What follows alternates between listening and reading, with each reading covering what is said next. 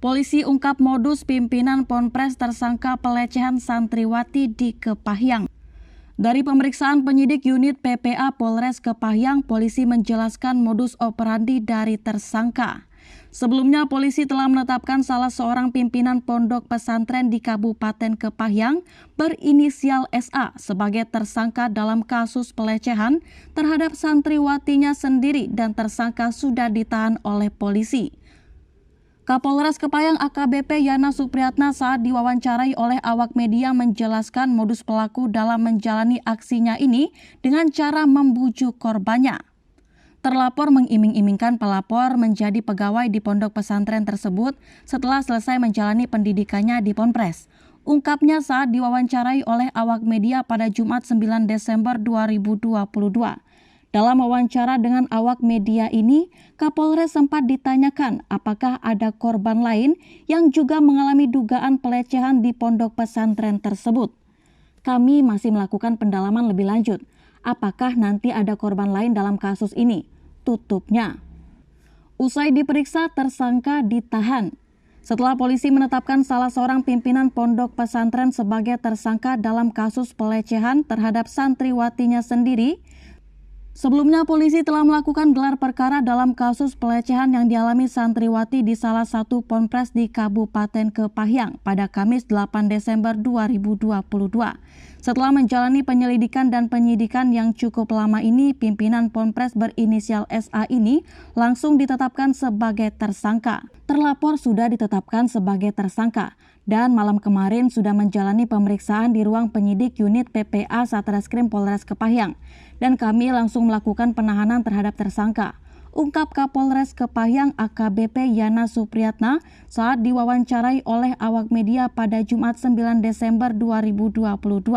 Lanjutnya, dalam pemeriksaan terhadap tersangka pada 5 Desember 2022, polisi telah melayangkan surat panggilan terhadap tersangka sebagai saksi. Di tanggal 8 Desember 2022, tersangka memenuhi surat panggilan dari penyidik dan dilakukan pemeriksaan sebagai saksi. Dalam pemeriksaan polisi, tersangka membantah telah melakukan pelecehan terhadap santriwatinya sendiri. Kami langsung melakukan gelar perkara dan menetapkan terlapor sebagai tersangka, serta langsung menerbitkan surat penahanan, tuturnya. Kronologis dugaan pelecehan terhadap santriwati. Setelah mendapatkan pendampingan hukum oleh Lembaga Bantuan Hukum LBH GP Ansor Kepahyang, korban saat ini masih menjalani pemulihan psikologis.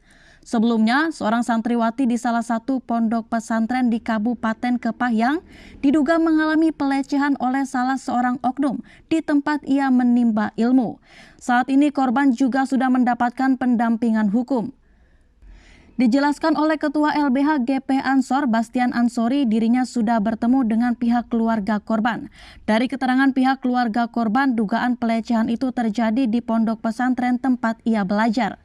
Jadi tanggal 7 Oktober 2022 lalu, korban diminta oleh oknum yang dilaporkan keluarga korban untuk membersihkan rumah miliknya di luar lingkungan pondok pesantren. Tuturnya saat dihubungi oleh tribunbengkulu.com pada Selasa 29 November 2022. Lalu setelah membersihkan rumah pribadi terlapor, rombongan santriwati ini pulang ke pondok pesantren. Kemudian sesampainya di ponpres dengan muka yang sedih, korban ditanya oleh pelapor kenapa bersedih.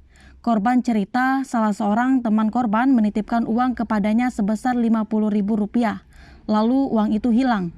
Jadi oknum ini menawarkan sejumlah uang kepada korban dan korban dipersilakan mengambilnya sendiri, ungkapnya. Saat itu di dalam ruang di ponpres itu korban dan terlapor hanya berdua saja. Korban juga sempat ditawarkan memakan pempek oleh terlapor. Korban lalu memakan pempek yang ditawarkan terlapor tanpa disadari korban terlapor membersihkan kuah pempek di bibir korban. Terlapor juga sempat mengatakan, "Kamu sayang tidak dengan Bapak?" Korban saat itu merasa bingung karena korban yang merupakan santriwati menganggap terlapor sebagai bapak sendiri. Korban mengatakan sayang kepada terlapor. Jelasnya, terlapor langsung memeluk korban dan meraba bagian dada korban.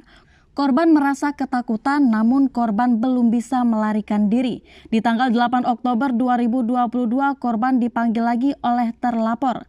Pagi hari itu korban mengalami tindakan yang serupa seperti di tanggal 7 Oktober 2022. Kemudian di tanggal 10 atau 20 Oktober, saya lupa, korban akhirnya melarikan diri dari Ponpes. Tuturnya, setelah kabur dari Ponpes, korban menceritakan semua kejadian yang dialaminya kepada orang tuanya. Korban juga sudah menceritakan salah seorang temannya di Ponpes dan salah satu seorang ustazah. Lalu tanggal 28 Oktober 2022 lalu pihak keluarga melaporkannya ke Polres Kepahyang.